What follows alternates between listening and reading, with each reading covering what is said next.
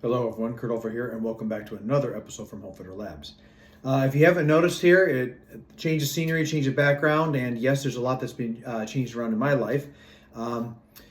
Bear with me as I try to figure out exactly how filming and everything else goes here, but for right now, we're just kind of I'm just utilizing the space in my office and whatnot here to be able to continue to do a lot of the work here in regards to making the films and the footage in which I want to show for our Mazari. As such here, I want to continue on what we've been talking about before, which is Knife Master Dagger. And we left off in a portion where we start dealing with other ways that we may be able to shift the hands into a different place when it comes down into after the first cover, when it comes down to Knife Master. Now, in this sequence right here, this week right here, we're going to be looking at how, in my opinion, how the next three plays are really a continuation of each other and give us stem off points that may or may not happen to somebody who is an assailant anatomically.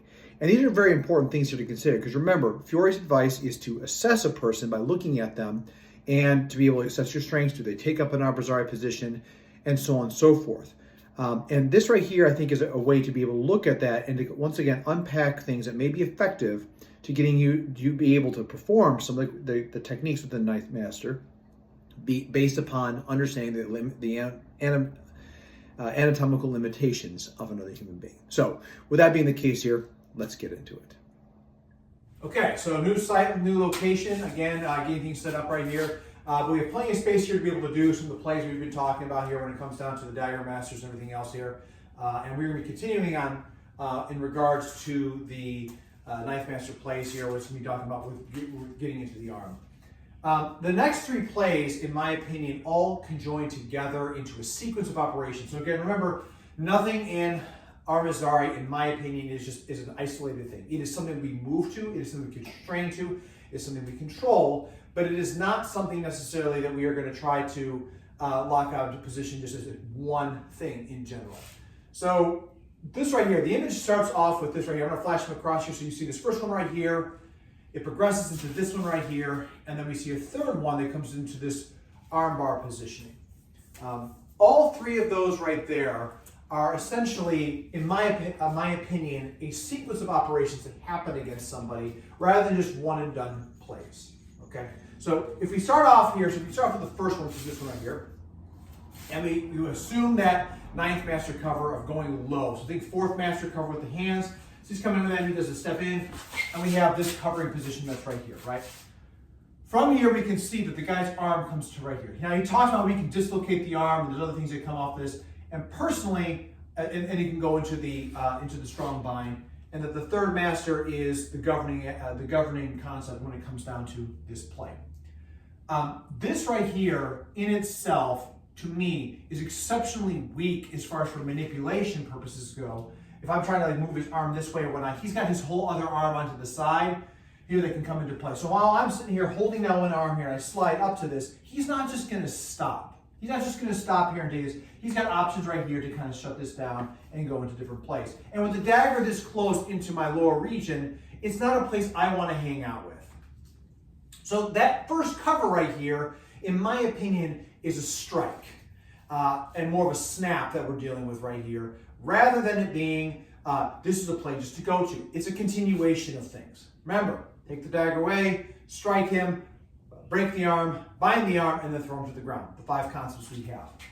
So by coming this way right here, what I think is really happening is as he's coming up to the arm here, he's going to snap. That's what he's doing here as hard as he can.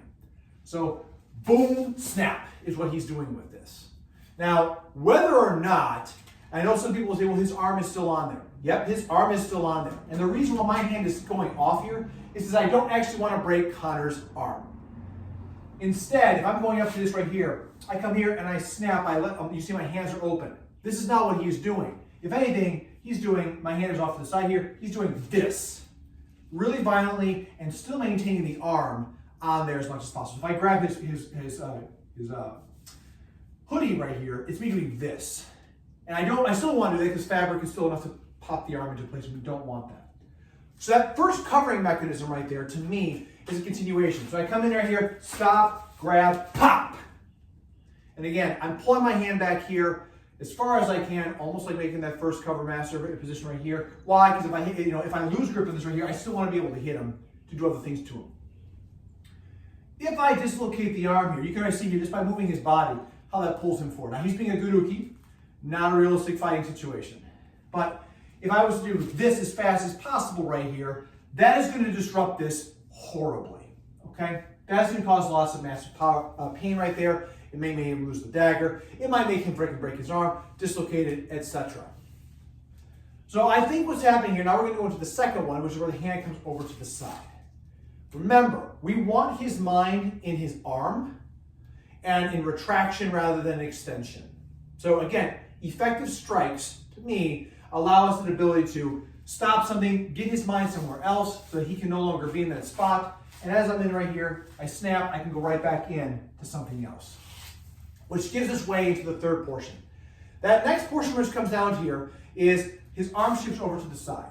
So first cover, snap, and then right around. Now remember, I'm not pulling all the way back. So here, and then coming right around here. This gives us access to the other side. If this joint is now hyperextended, broken, injured in some form or fashion, by me coming here and going boop, and coming across this way, I can gather this a lot easier. It doesn't mean, because again, my mentality is, and it doesn't stop a savvy fighter, is I don't want his other arm to get into play. I don't want him to think about him. I want his mind on the pain. I want his mind on the fact that I just did this right here. I want his mind to be like, oh God, I just lost a limb that's busted right now. What happens to me next? I want his mind there, not on what he can do to me. So boom, snap, pop around this way right here. And now this is where it comes into, with my hand right here, with a turn, I can go right into that third master, that strong key of the lower lock. And from here, I have all sorts of plays. I can control him. His arm is hyperextended. This really sucks. Is he have the grip right here to do this? I can take this away. I can kill him. I can take the dagger away, whatever the case may be. So this is a two-part situation right here. And you notice here, this does not go to the third image, because the third image, I believe, is going the other way with it all, which kind of goes with some of the things here with fifth master, with first master, how we roll with the shot, which we'll talk about here in a second. Shot comes in, boom, snap, pop, and I'm right in here. I'm in that strong key. I can take the dagger away here. I can do anything else that can mess him up. Those two plays work in conjunction to one another, okay? The last one we're talking about here is, you'll see him kind of coming across over the side right here. Now, personally, what I think is happening here is that, once again, these three plays work with two concepts. If I stay in there and I can work to the outside, or if I have to roll with him. Remember, Fury, unlike other systems out there where you go high, low, middle, there's other things right here. Fury, in my opinion, goes left. He goes right or left, into pressure or away from pressure. Whatever he has to be, it's very water. It's very balanced. It's not about strength on strength. The strength is there for a moment, which gives way to other things that come into play, right? And we'll talk about that, especially when it comes to sword. We talk about extensions to the body. Here, say in this situation right here, I am now in a spot where I cannot go, if I come up to his arm, there's a couple things that can come from this. If I snap this, but say he goes with me, so he's walking in on me still, he's still coming in with me on this. Two ways that this could happen. First and foremost, I come down here, boom, as he's pressing in on me, maybe stronger, and I work right into this part right here where I am now in that spot, and you can see how I'm side profile here, my hand's over his wrist. I'm not actually going to bend his arm like it shows in the image here. Obviously, the shoulder spot right here, and honestly, I want to be like this right here so I can really, and just by me standing up here, that already sucks for Connor here, because this is a lot on the arm. So in, shot. I go up with this, he keeps driving in, and then there's the break. So again, what we're seeing right here is a volta stabile of the feet, which allows me to turn out, and I create that break that goes into the arm.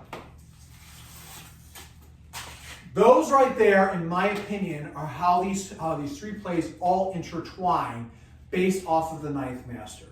Remember, ninth master to me, in many ways, is about shutting down the arm so it has downward motion and pressure. Eighth and ninth masters play that way here, and that's going to go into subsequent plays here in the upcoming weeks. So here, as he shoots in, I'm coming down with it. I want this stopped. If I'm sitting here like this in the mid area, he's gutting me. But being right here, I have space to work. Because I have two hands on here, snap, grab, and then here's where I'm going to go into him, into the body pressure. So in this case right here, it's like if we bound right here on this, we bound like this right here, and I'm going to go across into his body. So I'm making him turn outward in a way, creating that lower lock. However, if I come here, boom, I come up, and he decides to press because he sees this. If I do nothing with this, he just guts me. So now I have got to do the same thing I'm going to do to him, which is use my volta stabile to turn outward against him. So here, and now I create the break of the arm, and that comes to dislocation of the arm and the wrist. Both of those right there are, all three of those right there to me are interconnected. They are not one and dones, and they work with left and right pressure that come off of this low Sotani line of the dagger shot. You either A, dominate that space, as we'll see later on in the sword, or when it doesn't happen that way, you're going to move over and around to turn and break the person's momentum. So it's either you break it and move to and through, because you've redirected everything, or you've shifted and turned out and you're going to go with it. Very, very similar to the concepts we'll see way later on about the exchange of thrusts and or the break when it comes to the exchange of thrusts and the breaking of the thrust of the sword. But that concludes what we got here for these three plays. So you can see with the video that, again, we're looking at these plays right here where, again, we see the shifting to the elbow and how these may be a continuation consideration when it comes down to breaking someone's arm to make it so it's a little bit easier to stop somebody in place and action. Interestingly enough, one of the big things I've oftentimes talked with people here about is that, when we talk about effective strikes and pressa and all these other things, we have to understand that the image is showing something that goes beyond emotion after the first cover. And I think that's a part right there that we have to remember for ourselves here that, essentially someone who's attacking you is not necessarily going to have the same mentality as, well, I'm just trying to get you to score a point or to prove this point right here in regards to what is happening as a means of for conjecture. The more I look at this, the more I see a lot of the training that I went through, and again the mindset piece that goes down to how we have to make sure that we stop somebody that is an assailant, and the other factors we may have to continue here. Now, another big part about this play with the Ninth Master is that because I believe it is downward pressure, that hyperextension we talked about in the video where I can snap someone's arm. I don't know if anyone's ever had an injury or maybe pulled something right there, sparring or whatever the case may be, and all of a sudden you're like, oh God, my side, or the case may be right here. You may be able to continue fighting on, but your mind and your pain are one in the same in that motion. Doesn't mean that's just going to rule you, but it does mean it's going to distract you.